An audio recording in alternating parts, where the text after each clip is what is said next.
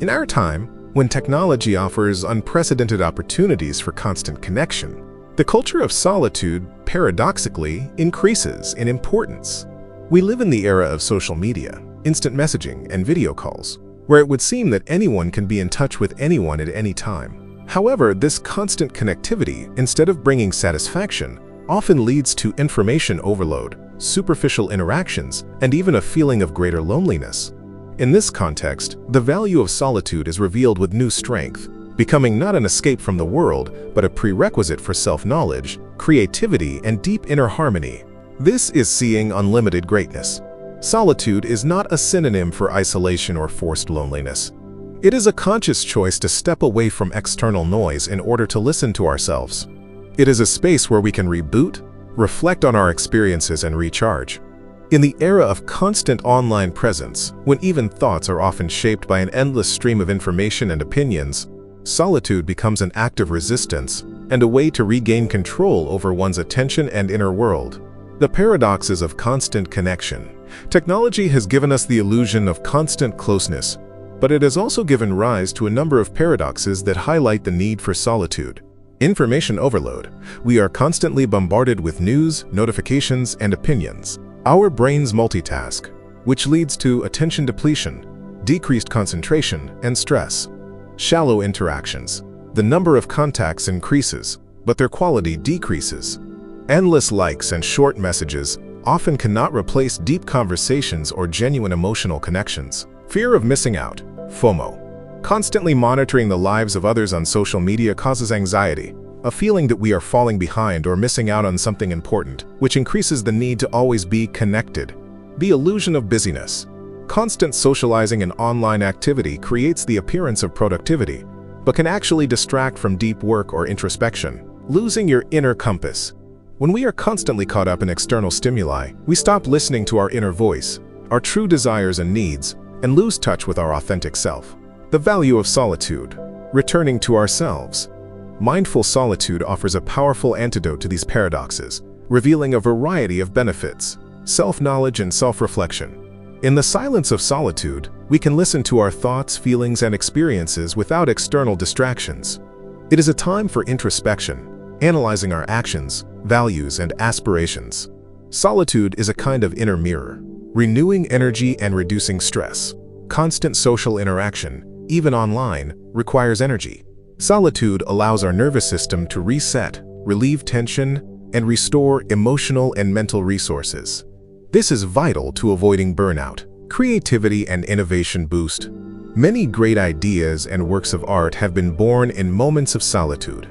When the mind is undistracted, it is free to wander, explore innovative solutions, and delve deeply into the creative process.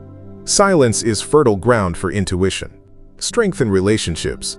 Paradoxically, solitude can improve our relationships with others. By spending time alone, we become more whole, more aware, and more capable of deeper, more sincere interactions. When we return to social interaction, we give ourselves time to miss each other and appreciate the value of our connections. Decision-making. Important decisions often require quiet reflection, free from outside influence and pressure.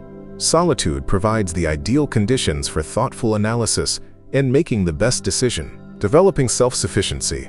Realizing that we can be happy and productive on our own strengthens our sense of self-sufficiency and reduces our dependence on external approval or the constant presence of others. Practicing cultural solitude. How to find solitude in a connected world. Bringing solitude into your life in the age of constant connection does not mean becoming a hermit. Rather, it is a conscious choice and practice. Start small. Set aside 15 to 30 minutes a day for mindful solitude. This could be taking a walk alone, reading a book without distractions, meditating, or simply sitting in silence with a cup of tea. Digital detox. Set specific times or days when you disconnect from all devices. Make this clear to your loved ones to avoid misunderstandings. Create a sacred space. Create a corner of your home where you can be alone, without the TV, computer, or other distractions. Practice mindful solitude in public places.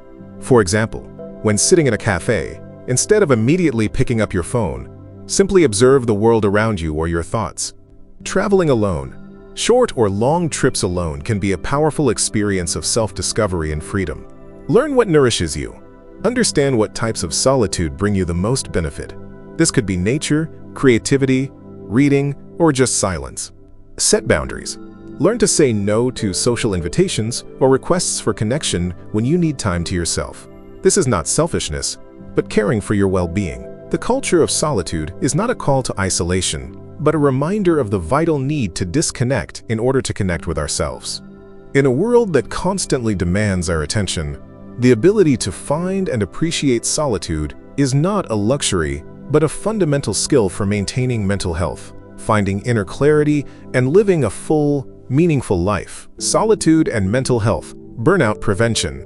In the conditions of modern life, where the line between work and personal life is often blurred, and constant access to information creates the feeling of an endless working day, burnout is becoming an increasingly common problem. This is where solitude acts as a powerful tool for mental health prevention and recovery. Information processing. Our brain needs periods of downtime to process and systematize the information received. The constant influx of new data without the ability to assimilate it leads to mental fatigue and a decrease in cognitive functions. Solitude gives the brain a much-needed break. Emotional regulation. In our constant interactions with others, we unconsciously mirror their emotions, which can be draining. Solitude allows us to separate ourselves from others' emotional states and to recognize and process our own feelings without external influence. Restore the self. In social situations, we often conform to the expectations of others and play certain roles. Solitude provides an opportunity to remove these masks, reconnect with our true selves, and understand who we really are without external approval or criticism. This strengthens self-esteem and inner core.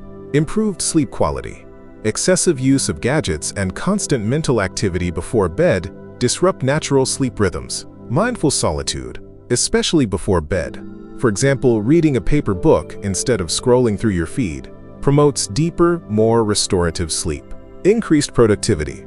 Paradoxically, regular periods of solitude can significantly increase productivity. A rested brain is able to work more efficiently, generate better ideas, and find more creative solutions. This allows us to return to tasks with renewed energy and a clear mind. Solitude as a form of resistance and luxury. In the context of modern society, where being busy is often equated with being successful and being connected with being important, choosing solitude can be perceived as a form of resistance to the dominant culture. It is an act of recognizing one's own value and need for silence, despite external pressures. Moreover, in a world where information flows and digital interactions are available to everyone, real, quality solitude becomes a kind of luxury.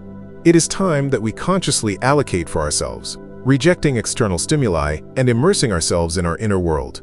This luxury is available to everyone and does not require large financial investments, but it does require discipline and conscious choice. Solitude is not a weakness, but a strength. It is not a sign of a lack of social skills, but a wise decision of a person who understands his true needs. Developing a culture of solitude in the modern world means recognizing that a full and happy life requires a balance between connection with the outside world and a deep, conscious connection to one's inner self.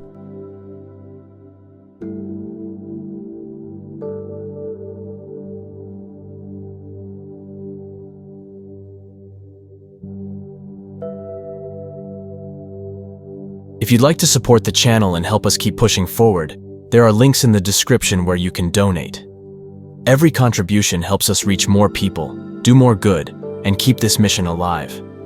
There's also a store down below where you can grab something for yourself, or even better, a gift for someone you care about. It's a simple way to spread love and let someone know they matter. We're all just trying to grow, to become better, to rise above the noise and step into who we're really meant to be. And I truly believe change is possible. The kind of change that creates a ripple effect and helps others see the beauty still left in this world.